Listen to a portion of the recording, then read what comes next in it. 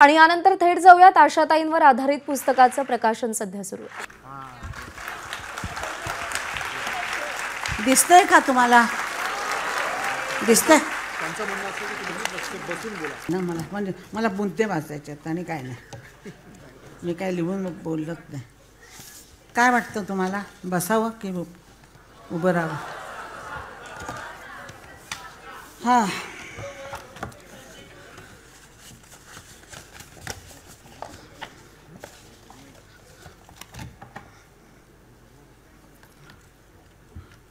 मित्र आणि मैत्रिणींनो, माझा नमस्कार. इथं उपस्थित असलेले सर्व थोर मंडळींना माझा प्रणाम. हे पुस्तक आता जे रिलीज झालेलं आहे, ज्या थोर व्यक्तींच्या हस्ते झालेले, ते मला कल्पनाही नव्हती की असं कधी होईल माझ्या आयुष्यात म्हणून. प्रसाद महाडकर, नरेंद्र हेटे, अमय हेटे, मंजिरी हेटे, प्रियंका जॉनी आणि आशिष शेलार या लोकांनी खूप खूप जीवाच्या बाहेर जाऊन प्रयत्न करून हे पुस्तक आज बाहेर म्हणजे रिलीज केलेलं आहे. गौतम राजाध्यक्ष आणि यशवंत देव या लोकांना, या दोघांना हे त्यांनी अर्पण केलेलं आहे. कारण यशवंत देवांना मी गुरुसारखं मानायचे. आणखीन गौतम तर माझा मुलगाच होता. ही जी तुम्ही इथं चित्र बघतात माझी, तशी मी दिसत नाही, पण त्याच्या कॅमेऱ्यावर कोणी व्यक्ती सुंदरच दिसायची. आणि त्याला एक त्याच्यात कला होती, ती कला त्याच्याबरोबरच गेली. पण मला एक माणसाला विसरता येणार नाही. त्या माणसाचं कोणी नाव घेत नाही, पण मला माहीत आहे, मिकी कॉन्ट्रॅक्टर नावाचे जे मेकअप मॅन आहेत, अजूनही ते आहेत, आणि सर्व हिरोईन्स त्यांच्याकडं मेकअप करून घेतात. गौतम राजाध्यक्षांनी माझ्या ज्यावेळेला बोलवलं पहिल्यांदा फोटोसाठी म्हणून, तर मी गेले आणि ते म्हणाले की मी सगळ्यांचे फोल्डर करतो, मी तुमच्यासाठी, म्हणजे तुम्ही माझ्या आईसारख्या आहात वगैरे असं. तर त्यांनी सांगितलं मेकअप करावा लागेल. मी आयुष्यात पहिल्यांदा मेकअप केला. मेकअप ज्यावेळेला मिकीनं मला लावला तर मी त्याच्यावर रागवले, हे काय मडकं केलंस माझ्या तोंडाचं, काय तू काय काय फासलंस माझ्या. आशाताई प्लीज तुम्ही आता आरशात बघू नका, संपल्यानंतर तुम्ही बघा आणि नंतर मग पुसून टाका हवं तर, पण तुम्ही हे करा. म्हटलं बरं. त्याचा मेकअप संपला, त्याने केस केले, काहीतरी केलं त्यांनी सगळं, आणि मी वळून माझ्यासमोर आरसा त्याने आणला. म्हटलं ही कोण आहे? मी इतकी सुंदर दिसायला लागले होते. तर ते मिकी कॉन्ट्रॅक्टर आज पण सगळ्या हिरोईन्सचा मेकअप करत असतात, फार मोठे आहेत. गौतम राजाध्यक्ष आणि मिकी कॉन्ट्रॅक्टर यांची जोडी होती. विश्वास नेरुरकर माझ्या आयुष्यात खास माझं त्यांनी काम केलेलं आहे. त्यांनी सगळे आर्टिस्ट लोकांची पुस्तकं करत होते. ते त्यांना गाण्याचा शौक आहे अतिशय. त्यांनी पहिलं दीदीचं पुस्तक काढलं. त्यावेळेला मला ते म्हणाले होते की आशाबाई मी तुमच्यावर पण तुमचं पुस्तक गाण्याचं काढणार आहे. तुम्हाला ते ओटाचं दिलं होतं ना, जरा पाणी देता का? हे पाणी काय होतं ना, माईक समोर आलं ना तर म्हणजे घसा कोरडाच पडतो. बोलायचं असलं तर आणखीन जास्त पडतो, कारण भीतीनं.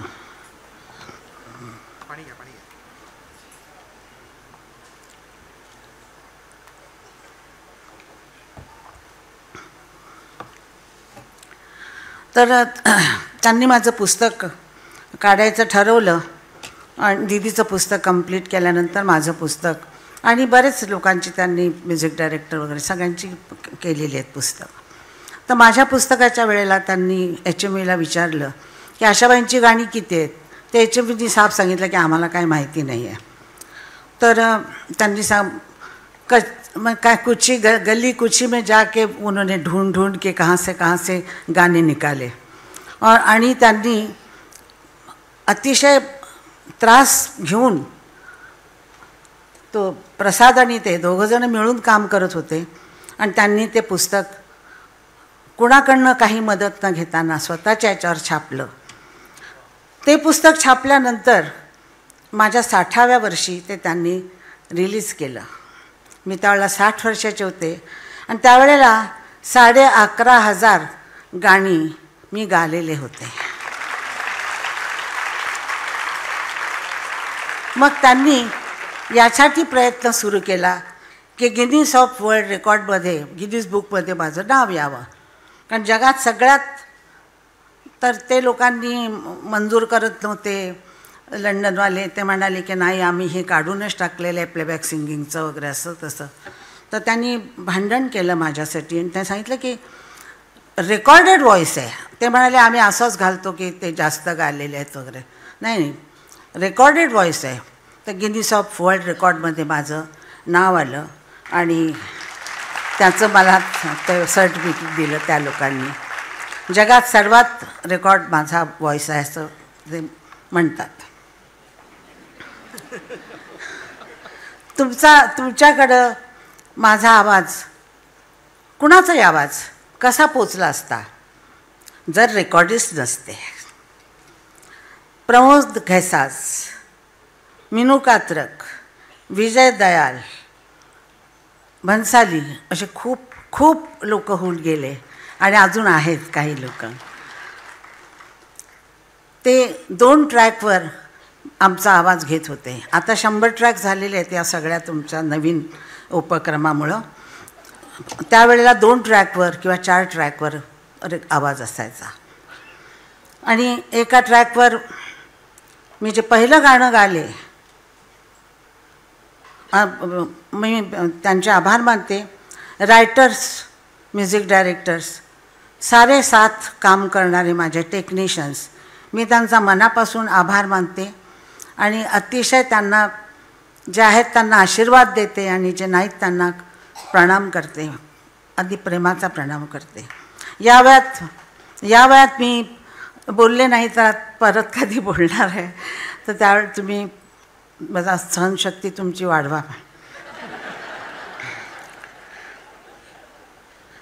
मैं यहाँ तक कैसे पहुँची हूँ. काय होतं ना की हिंदी मराठीमध्ये माझा असा घोटाळा होतो की मराठी बोलताना हिंदी माणसांचं नाव आलं की हिंदीमध्ये सुरू करते मी.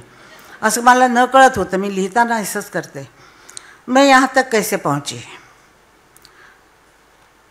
तुम्ही बायकांनी, महाराष्ट्रीयन बायकांनी मला प्लेबॅक सिंगर बनवलं. पहिलं गाणं जे तुम्ही गालात माझं, ते गाणं तुम्ही गालात. खेड्यापाड्यामध्ये बायका गाल्या, जात्यावर ओळा पण म्हटाव्या तसं ते गाणं त्यांनी गालं. ते होतं बाळा जो जो रे, बाळा जो जो रे, पापणीच्या पंखात झोपू दे डोळ्यांची पाखरे, बाळा जो जो रे. ह्या गाण्यानंतर मला हिंदी गाणी पण मिळायला लागली. कोणाला तरी कळलं की कोणीतरी आशा भोसले नावाची गायिका आहे आणि मराठीमध्ये तिचं गाणं खूप खूप चाललेलं आहे. मला असं भीती वाटते इथं.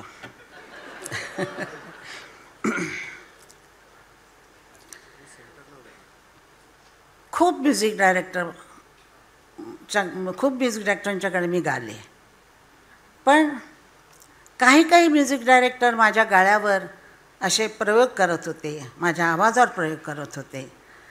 त्याच्यामध्ये मी गायिका बनत होते. मी काही गायिका नव्हते, नवीन मुलगी होते. मी गायिका बनत होते. त्यांचे माझ्यावर जे माझ्या मनावर जे आवाजावर जे परिणाम होत होते त्याच्यामध्ये आहेत पहिल्यांदा सुधीर फडके. सुधीर फडकेंच्याकडं गायला मला अतिशय म्हणजे सुरुवातीला खूप त्रास झाला. त्यांचं गाणंच असं होतं. आता साधं गायचं म्हटलं की का रे दुरावा का रे अबोला अपराध माझा असा काय झाला. नाही, ह्या टाळ्या साध्या गाण्याला आहेत जसं सगळे गातात तसं, पण फडके साहेब कसे गात होते. का रे दुरावा का रे अबोला अपराध माझा असा काय झाला. का रे दुरावा. हे जे संस्कार, आणि मी जरा म्हणजे नक्कल करायची त्यांची नक्कल त्यांच्याकडे बघत बसायचे, ते कसे ताना म्हणतायत वगैरे कसं करतायत तसे.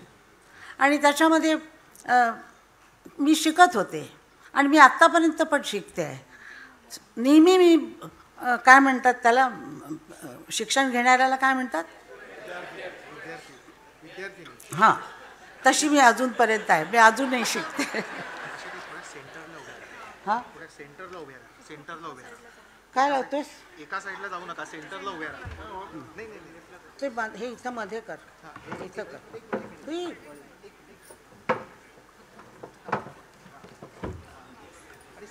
मी आले की सगळा घोटाळाच असतो. आता हा बरा जर जवळ आहे ना, अजून या साईडला आहे, अजून या साईडला आहे, थोडी या साईडला आहे. बस परफेक्ट, बस. हां, बरं.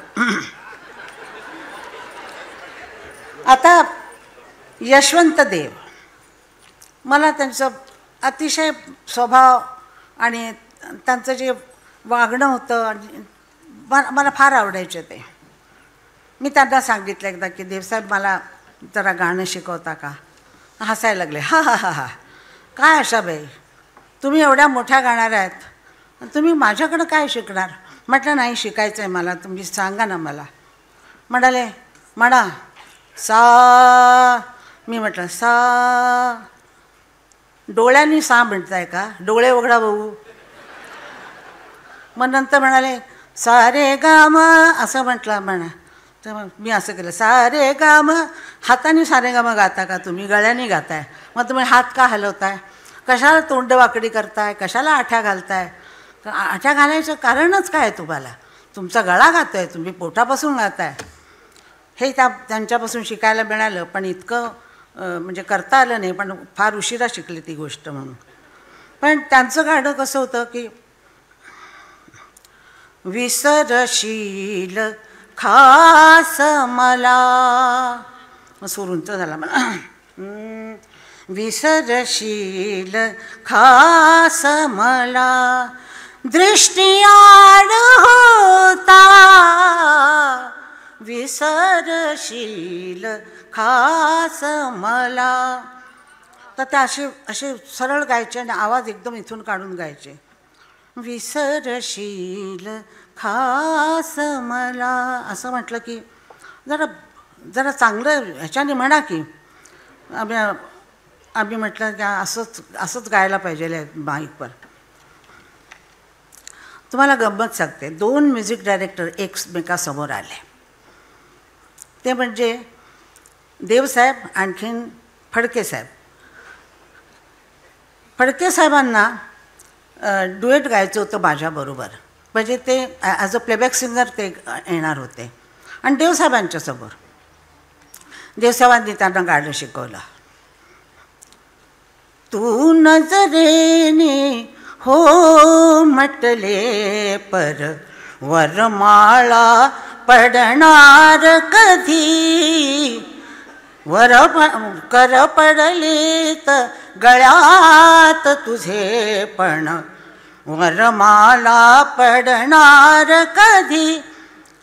फडके साहेबांनी त्यांच्याकडे बघितलं, माझ्याकडे बघितलं होता आणि ते म्हणाले की तू नजरेने हो म्हटले पण वरमाला पडणार कधी, कर पडलेत गळ्यात तुझे पण वरमाला पडणार कधी.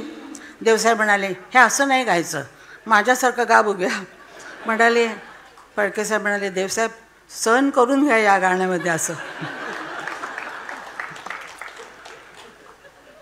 अशी मजा.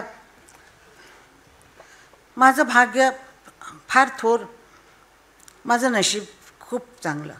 मी स्वातंत्र्यवीर सावरकरांना भेटले होते.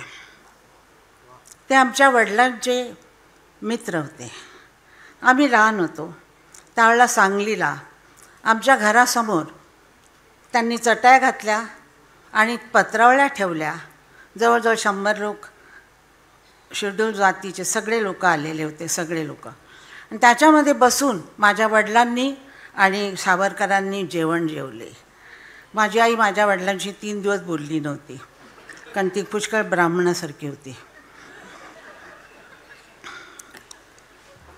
आणि त्यानंतर बऱ्याच दिवसानंतर मला ते भेटले आणि मी भेटत राहिले त्यांना. आई माझी डबा घेऊन जायची त्यांच्याकडं जेवण द्यायला. त्यांना ते जेवण मागायचे की माझ्या आईचं नाव शेवंती, माई म्हणायचे. आणि दादरला त्यांच्या घरी आम्ही यायचो. एकदा ते मला म्हणाले काय ग आशा, तू दीनानाथसारखी गातेस का? म्हटलं हो गाते की म्हटलं आणि धोंडा मारून घेतला आपल्या पायावर. आता त्यांच्यासारखं गायचं म्हणजे काय.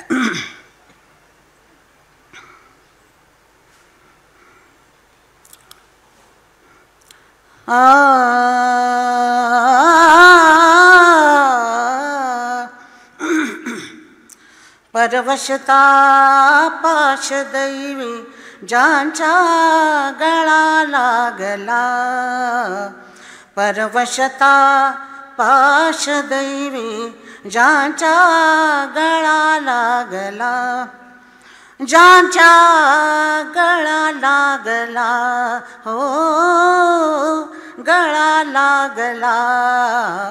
परवशता पाश दैवी ज्यांच्या गळा लागला. असुनी खास मालक घरचा, असुनी खास मालक घरचा, असुनी खास मालक घरचा. म्हणते चोर त्याला परवशता पाश दैवी ज्यांच्या गळा लागला, ज्यांच्या ज्यांच्या ज्यांच्या ज्यांच्या गळाला, ज्यांच्या गळा लागला, गळाला. माझ्या पाठीवर थोपटलं त्यांनी आणि सांगितलं अजून प्रॅक्टिस केली पाहिजे वडिलांचं जर गाण्यासाठी.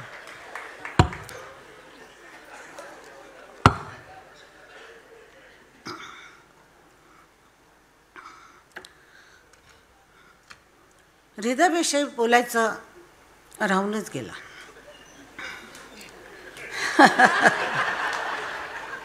हृदयाला मी मोठा केला आहे, पण तो माझ्याकडं 56मध्ये आला. 56मध्ये येऊन मला त्यांनी धोतर नेसून असा शर्ट घातलेला, असा बाबांसारखा हातामध्ये ओचा, धोतराचा ओचा बंगाली लोकांसारखा पकडलेला. गाडीतनं उतरला आणि विचारलं की अशा ते तू माझं गाणं गाणार का? मी त्याच्याकडे असं बघितलं, हाच तो मुलगा आहे मी कडेवर घेऊन फिरत होते. आणि मी त्याला म्हटलं हो गाईन की. त्यावेळेला अड्डता होती की काही गाऊ शकतो आपण म्हणून, असते काही वेळेला येते लोकांच्या डोक्यामध्ये. त्यानं पहिलंच गाणं मला जे गायला सांगितलं, चांदणी काय सुरू घेऊ रे सुरेश? चांदणी हां, चांदणी शिंपीत जाशी चालता तू चंचले, ओंजळी उधळीत मोती, ओंजळी उधळीत मोती, हासरे तारा फुले फुले. आवाज बसलाय, सकाळच्या सकाळी गायचं ना. हा चांदणी शिम, आता फुले म्हणून ती तान जी आली ती फुले चांदणी. माझ्या पायाखालची जमीन निघून गेली. म्हटलं अरे हे असं गाणं गायला लागतं. मग प्रॅक्टिस केली आणि मी ते गाले. त्यानंतर त्यांनी मला 66 साली माझ्या आयुष्यात खूप घडामोडी घडल्या होत्या. खूपच त्रासामध्ये होते आणि त्यातही गातच होते. त्यावेळेला त्याने मला 66 साली ऑगस्ट महिन्यामध्ये जीवलगा हे गाणं गायला सांगितलं. जीवलगा हे गाणं सुरामध्येच गाणं येतं, सुरामध्येच त्याची आर्तता येते. गाणाऱ्याला काही करावं लागत नाही, तरी पण गाण्याला करावं लागतं. जीवलगा राहिले रे दूर घर माझे, पाऊल थकले माथ्यावरचे, जड झाले ओझे. जीवलगा जीवलगा जीवलगा. मला मी त्याला विचारलं एकदा की बाळ, तू ही गाणी कशी करतोस, हे तुला कसं सुचतं? केव्हा तरी पहाटे हे गझल आहे, ही मराठीची गझल आहे. ती त्यानं गझल इतकी सुंदर केलेली आहे की मला नेहमी प्रश्न पडतो की हे म्युझिक डायरेक्टरना सुचतं कसं, आपल्याला का सुचत नाही? आपल्याला फक्त गाता येतं, सुचत का नाही? आता ते बघा, केव्हा तरी पहाटे, आता बोरचालमध्ये आहे ना, केव्हा तरी पहाटे मला चहा मिळाला होता. केव्हा तरी पहाटे उलटून, आता तान उलटून मागं येते बघा. उलटून रात गेली, उलटून रात गेली हे कसं समजलं त्याला? तानेमधनं उलटला तो. म्युझिक डायरेक्टर इथं बसलेले आहेत आणि गाणारे सगळे बसलेले आहेत, तर त्यांना कळू शकतं की गाण्यामध्ये त्यांनी दाखवले की उलटून रात्री. हे कसं सुचतं तुला? कळले मला न केव्हा आवाज चांदण्याचे, कळले मला न केव्हा आवाज चांदण्याचे. आकाश तारकांचे उचलून रात गेली, आकाश तारकांचे. ह्या वस्तू या चाली कशा बनवतात, हे कसं सुचतं या लोकांना? म्हणून बाळ, मी तुला सांभाळलं म्हणून तू अशा चाली सुंदर केल्यास.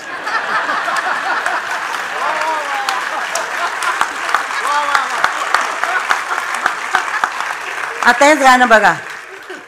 आता असं गाणं झालं, अशी त्याची पुष्कळ गाणी आहेत अशी, म्हणजे मी म्हणत राहिले तर साहेबांना फार उशीर होईल. तर चांदण्यात फिरताना, चांदण्यात फिरताना माझा धरलास हात. हात थरथरतो ना बाईचा, चांदण्यात हात तुम्ही धरला तर काय होईल? चांदण्यात फिरताना माझा धरलास हात, सखया रे आवरही सावरही चांदरात चांदरात चांदरात चांदरात. हे गाणं इतकं मोठ्या कॉर्ड्सवर आहे, इंग्लिश कॉर्डवर गाणं हे आहे. आणि हे त्यांनी कसं बनवलं हे मला माहिती नाही आहे. प्रत्येक माणसाला काहीतरी इन्स्पिरेशन असावं लागतं. ते इन्स्पिरेशन संपलं की गाणं संपतं. म्हणजे सगळी प्रत्येक माणसाची एक आग असते, एक मशाल जळत असते आर्टिस्टच्या हृदयामध्ये. आणि ती हृदयातली मशाल विझली नाही पाहिजे. कुणीतरी म्हटलेलं आहे, कवीने सांगितलं होतं मला कुठल्या तरी, मला आता आठवत नाही, की मनातल्या कळीला उमलू देऊ नका, मनातल्या कळीला उमलू देऊ नका, कारण ती उमलली तर कोमजून जाईल. आयुष्यामध्ये तुम्ही तुमच्या मनाच्या कळीला तरुण ठेवा, तरुण ठेवा. म्हातारं झालं असं म्हणूच नका. म्हातारं झालं असं म्हटलं की कळी कोमजली, फूल कोमजलं. ते आपण देवळात जातो, देवळासाठी तिथं काहीतरी घेतो, फुलं घेतो, काहीतरी घेत असतो आणि देवळात जातो. देवळात जायच्या आधी आपण म्हणतो माझ्या मुलाला नोकरी लागू दे, माझ्या मुलीचं काहीतरी होऊन दे, माझ्या मुलाला मूल होऊन दे, आणि मला पैसा मिळू दे, हा पैसा कमी आहे, करोडो रुपये आणि करोडो मिळू देत, असं आपण देवाला सांगायला जातो. पण आत गेल्यानंतर, मूर्तीकडे बघितल्यानंतर आपण शांत चित्त होतो की आपल्याला कळत नाही आपण काय मागायला आलो होतो म्हणून. आपण गंभीरपणानं त्या मूर्तीकडे बघत राहतो, आपल्या डोळ्यातून पाणी येतं, मग आपण बाहेर येतो आणि नंतर म्हणतो की अरे आपण जे मागायचं होतं ते मागितलंच नाही देवाकडं. अशी माझी आज स्थिती झालेली आहे की ज्या मूर्तीला बघायचं होतं, ज्याच्याकडं खूप मागायचं होतं, बोलायचं होतं, त्याच्यासमोर आल्यानंतर मी भागवतांशी बोलूच शकले नाही, मी बोलूच शकले नाही. आणि ज्यांच्या आयुष्याच्या मशाली जन्मभर पेटवून ठेवलेल्या आहेत त्या लोकांशी मी काय बोलणार?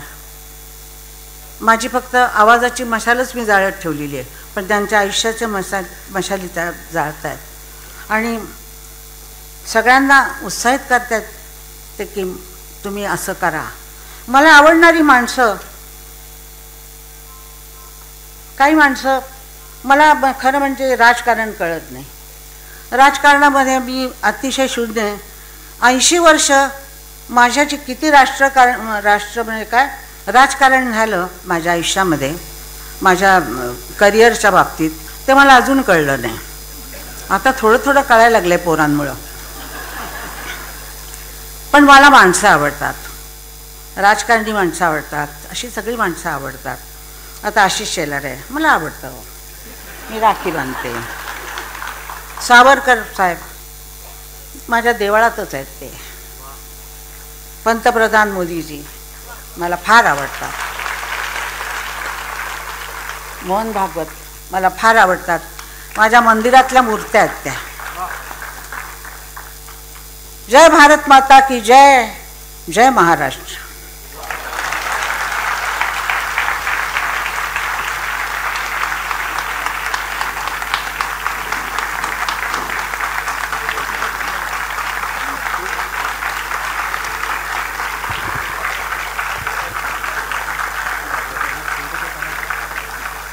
आशाताई, तुम्हाला निरोगी दीर्घायुष्य लाभावं, तुम्ही आमच्यासाठी असंच गात राहावं आणि आम्ही ऐकत राहावं. खूप खूप धन्यवाद आणि मनापासून आभार. आणि यानंतर ज्यांना ऐकण्यासाठी आपण सगळे उत्सुक आहोत त्या परमपूजनीय सरसंघचालक आदरणीय डॉक्टर मोहनजी भागवत यांना मी इथे आमंत्रित करणार आहे. आणि त्यांच्यासाठी अगदी एवढंच म्हणणार आहे, आभाळा एवढी ज्यांची उंची त्यांनी थोडे खाली यावे, आभाळा एवढी ज्यांची उंची त्यांनी थोडे खाली यावे, मातीत ज्यांचे जन्म मळले त्यांना थोडे उचलून हॅलो घ्यावे. हॅलो हॅलो सॉरी माझ्यासाठी आजारी असतानाही सुरेश वाडकर इथं आले आणि साठे आले. ज्यांना पद्मभूषण मिळावं, पद्मविभूषण मिळावं, ते अशोक सराफ माझ्यासाठी इथं आले. पोडवाल, मिसेस पोडवाल आल्या. सगळे गाणारे आले, सगळे गाणारे आले आणि सगळे मला प्रेम करणारे आले. पुण्यातून आले, मुंबईतून आले. पार्लेकर तर आहेतच. आणि मी त्यांना सगळ्यांना ओळखू शकले नाही इतक्या लांबून. आणि माझा आता दृष्टी म्हणजे काय, म्हणजे हे असं असतं की दिसलं नाही तर वयाकडे टाकलं म्हणजे बरं असतं. म्हणजे माझ्यासाठी पूनम आलेली आहे आणि आमचे संबंधी आलेले आहेत. माझ्या नातवाचे सासरे आहेत ते आलेले आहेत. नमस्कार. नमस्कार. हां, तुम्हाला बघितलं नाही, सगळ्यांची नावं घेतली नाहीत कारण मी इतके घाबरले होते, मग थरथर कापत होते मी. हां. आदरणीय मोहनजी भागवत येता विनंती. एबीपी माझा, उघडा डोळे बघा नीट.